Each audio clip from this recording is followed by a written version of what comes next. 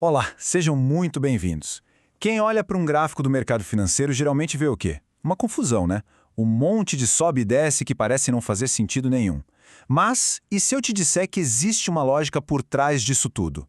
Nessa análise, a gente vai mergulhar fundo numa metodologia que foi criada, olha, há mais de um século para encontrar justamente isso, a lógica por trás dos preços. Essa é a grande pergunta, não é verdade? A gente abre o gráfico e vê aquela série de picos, vales, parece tudo completamente caótico. É muito fácil se sentir perdido, achando que é tudo uma questão de sorte, de adivinhação, levado de um lado para o outro por qualquer notícia que sai. Mas e se não for aleatório? Pessoas como Richard Wyckoff, lá no passado, olharam para isso e perceberam uma coisa. O que parece caos, na verdade, é uma história sendo contada. Eles sacaram que o preço não se move em linha reta, mas em ondas. E quando a gente começa a estudar a relação entre essas ondas, de repente, uma narrativa começa a aparecer. Ok, então vamos direto ao ponto. Para a gente conseguir ler essa história que o mercado conta, a gente precisa primeiro aprender o alfabeto.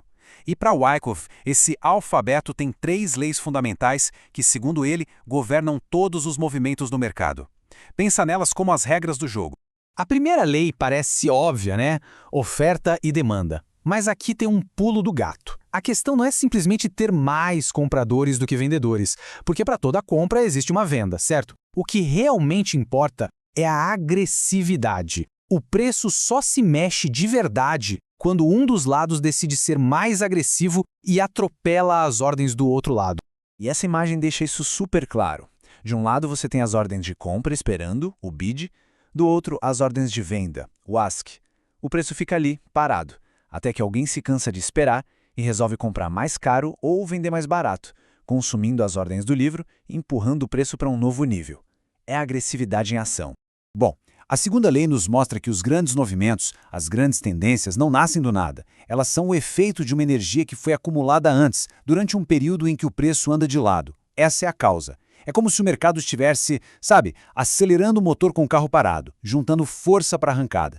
E essa imagem aqui ilustra isso perfeitamente. Dá uma olhada em como esses longos períodos de negociação lateral, que a gente chama de causa, vêm antes de movimentos explosivos que são o efeito. E a lógica é direta. Quanto maior a causa, ou seja, quanto mais tempo o mercado acumula energia, maior tende a ser o efeito, a tendência que vem depois. Simples e muito poderoso. E por fim, a terceira lei, que é a do esforço versus resultado. Aqui, o volume de negociação é o esforço que o mercado está fazendo, e o movimento do preço é o resultado desse esforço. O segredo é observar se os dois estão andando juntos, se estão em harmonia. Olha que legal a comparação. Na esquerda, a gente tem a harmonia, um volume alto empurrando o preço para cima com força. O esforço está gerando resultado, confirmando a tendência. Já na direita, a gente vê uma divergência. Tem um esforço enorme, um volume gigante, mas o preço quase não sai do lugar. Isso é um baita sinal de alerta. Significa que uma força contrária está absorvendo todo aquele esforço, e a tendência pode estar perto de virar. Beleza.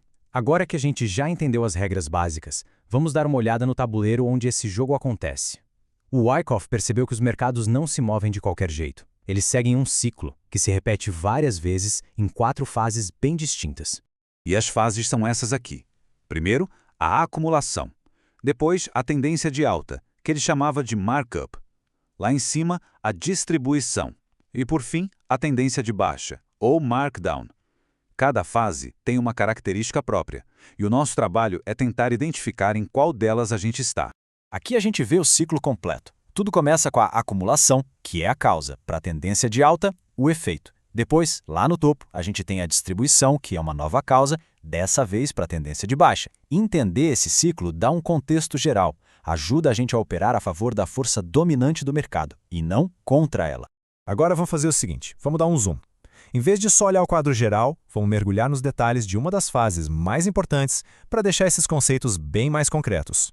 A fase de acumulação é um processo fascinante. É basicamente um momento de transferência de ativos, de quem para quem.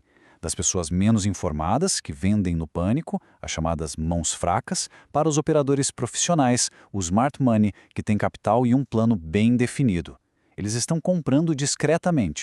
E este aqui é o mapa da mina. Pode até parecer complicado à primeira vista, mas pensa nisso como um modelo, um roteiro ideal de como funciona o processo de acumulação.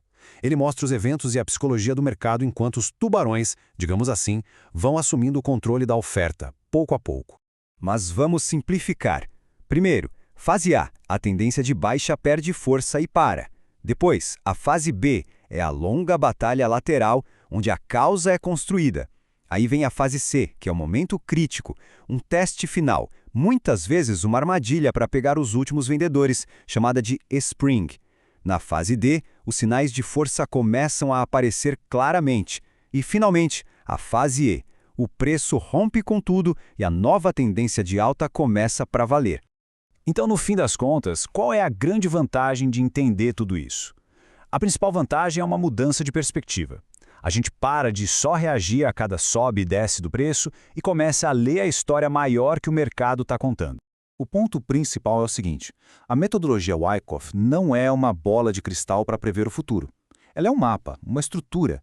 Ela ajuda a gente a entender o contexto, a identificar onde os grandes players provavelmente estão se posicionando e, com isso, a tomar decisões com base na lógica e não na emoção do momento.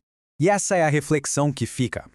Com essas ferramentas, um gráfico deixa de ser só um ruído aleatório e se transforma numa narrativa.